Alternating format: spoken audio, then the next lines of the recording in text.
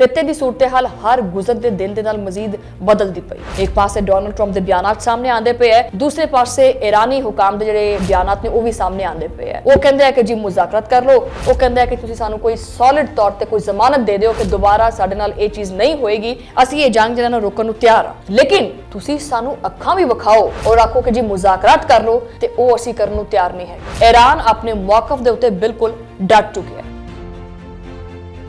कि ये बयानात जिहड़े एक बुकलाहट का शिकार है। डोनाल्ड ट्रंप दिमागी जो मरीज बनता जा रहा है। मामलात हालांकि गलबात नाल हल हो सकते और होने भी चाहिए, लेकिन एक कहता है कि हल भी करो लेकिन डंडे दे जोर ते। बहरहाल एक ही वक्त दे विच जंग दी धमकी और दूसरे पासे कहता है कि जी मुज़ाकरात भी करो। इत्थे मैं एक चीज वाज़े कर देवां कि जदों ये 28 तरीक नूं 27-28 तरीक जदों जंग लगी है तो हर किसी नूं लगदा पिया सी कि चलो ठीक है अमरीका ने हमला करता है ईरान ते, कोई नहीं, 1-2 दिन की गेम हैगी है, सुबह नूं हमले होने शाम नूं खत्म हो जाएंगे। लेकिन अज 1 महीने तो भी उत्ते टाइम हो गया, हमले घट होने की बजाय उन्हां विच मजीद शिद्दत आंदी पई है। जुबान जिहड़ी इस्तेमाल करनी है उहदे विच नरमी आंदी बजाय मजीद सख्ती आंदी पई है। सो फिर हौली हौली जिहड़े दूसरे मुल्क हैगे सी, जदों दूसरे मुल्कां दे भी जिहड़े कसड़ कुसड़ के गोडे छलीजन लग पे ना, तो उन्होंने आख्या कि नहीं बई ये मामला तो साडे सिर ते भी पे है। ये सूरत हाल इस कदर संगीन हो चुकी है कि ये साडे पेटे भी पेगी। जिस तरह के पाकिस्तान की मैशियत भी जिहड़ा ना वो इस जंग की लपेट दे विच आई हुई है। पेट्रोल दीयां कीमतां किन्नियां वध चुकियां।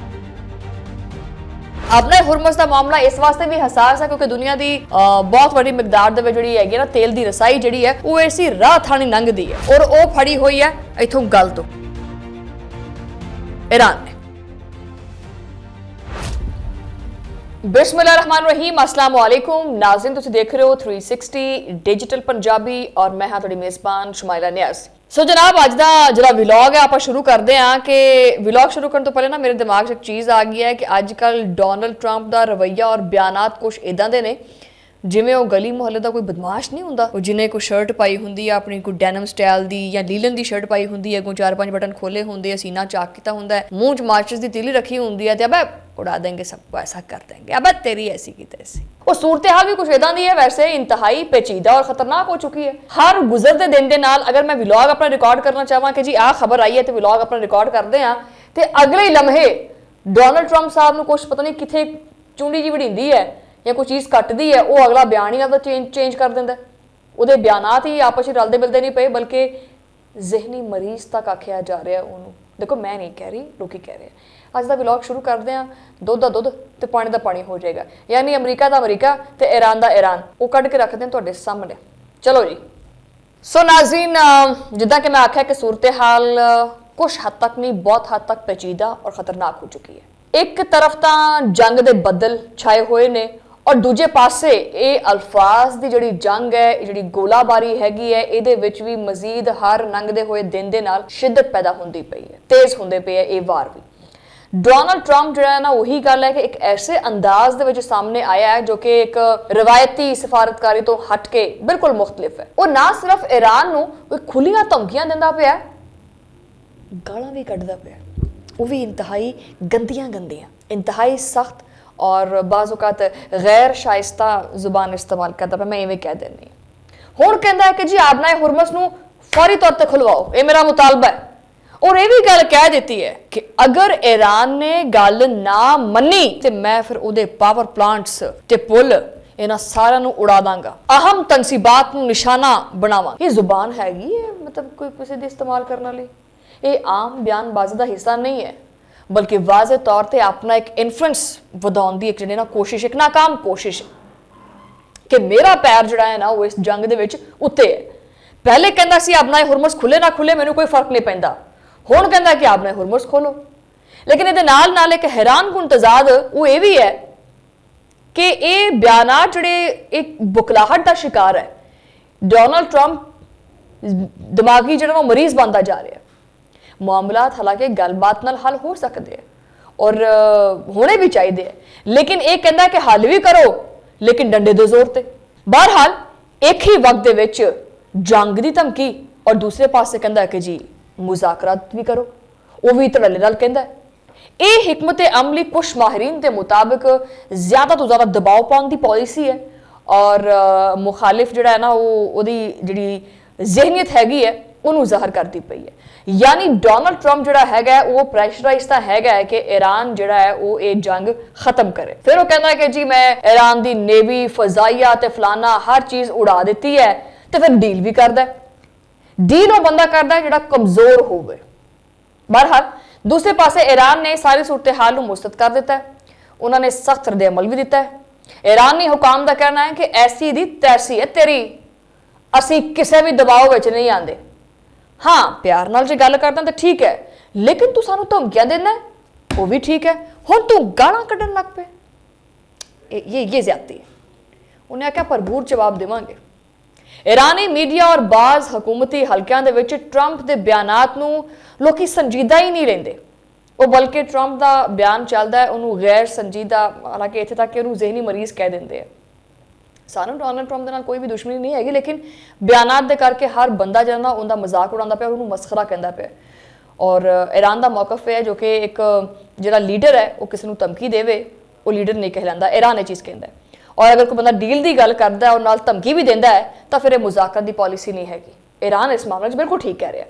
ईरान का मौकफ यह भी है कि असं जंग खत्म करना चाहते हैं, लेकिन सानू सॉलिड जड़े ने ना वो कोई जमानत जी दी जाए कि दोबारा जी ना ये जंग साढ़े उत्ते मुसलत नहीं की जाएगी। ये जी सारी सूरत हाल है ये जंग नहीं है, बल्कि समझ लो एक नफसियाती जंग बन चुकी है। एक पासे अमरीका आपकी ताकत, फौजी बरतरी और माशी असर रसूख के जरिए ईरान जो ना वो गोडियां ते लियाण दी जो ना कोशिश करता पाया, और ईरान जो ना अगे वो गोडे नहीं टेकता पाया, तां करके उन्होंने ज़्यादा मसला बनता है। दूसरे पासे ईरान ये तासुर देने की कोशिश करता है कि वह ना तो खौफजदा है ना ही असी किसी दबाव च है। और रही गल आबना हुरमस की, आबना हुरमस का मामला इस वास्ते भी हसास है क्योंकि दुनिया की बहुत बड़ी मिकदार जी है ना तेल की रसाई जी है वो इसी राह थानी लंघती है, और वो फड़ी हुई है इतों गल तो ईरान ने। अगर इतने कशीदगी वधदी है तो ये असरात फिर सिर्फ मशरके वुस्ता तक नहीं रहिंदे, बल्कि पूरी दुनिया के विच जिहड़ी मैशियत है ना मुतासर हो जाती है, जो कि हो चुकी है। वधिया ना फिर पेट्रोल कढ़ लिया टीका भर के खून दा विचों लग्या ना फिर टीका, ये इस जंग के करके ही है। दिलचस्प गल इत्थे यह है कि इस जंग नूं विचों विच रुकवाउण दीयां बड़ियां कोशिशां होंदियां पईयां ने, परसे परदा राबते भी हुंदे पए आ, मुमकिन जंगबंदी दीयां गल्लां भी सामने आंदियां पईयां, लेकिन अगर जो ज़ाहरी तौर पर देखते हैं तो बयानात जिहड़े ना उन्हां विच भी गोलाबारी हैगी है, और वैसे भी गोलाबारी जिहड़ी चलती पई है, क्योंकि कोई भी अपने आप को कमज़ोर नहीं दिखाना चाहता। लेकिन एक चीज़ वाज़ेह है कि जी मैं पहले गल की थी कि अमरीका अमरीका, ईरान ईरान हो जाएगा। दुनिया समझ गई है कि किदे कोले ताकत है, किहड़ा बंदा रजिस्ट करता पाया और किहड़ा भरपूर रिटेलीएट करता पाया, जवाब दिंदा पाया। सादा अल्फाज में आख्या जाए तो यह वक्त वैसे जिहड़ा हैगा जी सूरत हाल कुछ इदां दी है कि जुबान दे विच भी जंगबंदी जारी है और मैदान दे विच भी जिहड़ी ना वो पूरी दी पूरी तैयारी फड़ी हुई है दोनों मुल्कों ने, और परसे पर्दा मुज़ाकरत भी चलते पे है।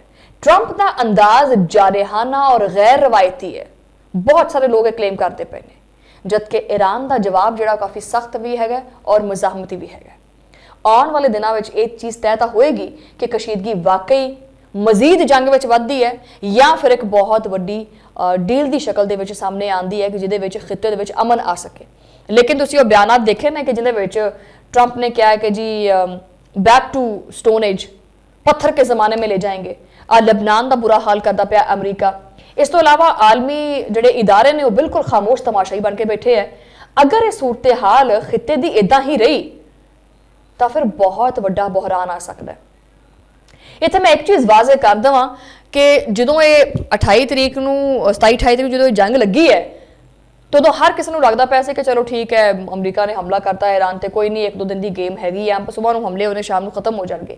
लेकिन अज 1 महीने तो भी उत्ते टाइम हो गया, हमले घट होने की बजाय उन्होंने मजीद शिद्दत आती पई है। जुबान जी इस्तेमाल करनी है वो नरमी आने की बजाय मजीद सख्ती आती पई है। सो फिर हौली हौली जो दूसरे मुल्क हैगे सी, जो दूसरे मुल्कों के भी जो कसड़ कुसड़ के गोडे छलीजन लग पे ना, तो उन्होंने आख्या कि नहीं बई ये मामला तो साढ़े सिर ते भी पै जाना है। ये सूरत हाल इस कदर संगीन हो चुकी है कि ये साढ़े पेटे भी पेगी, जिस तरह के पाकिस्तान की मैशियत भी जो ना वो इस जंग की लपेट दे विच आई हुई है। पेट्रोल दी कीमतां कितनियां वध चुकियां ने। ਖਿੱਤੇ ਦੀ ਸੂਰਤ-ਹਾਲ ਹਰ ਗੁਜ਼ਰਦੇ ਦਿਨ ਦੇ ਨਾਲ ਮਜ਼ੀਦ ਬਦਲਦੀ ਪਈ ਹੈ।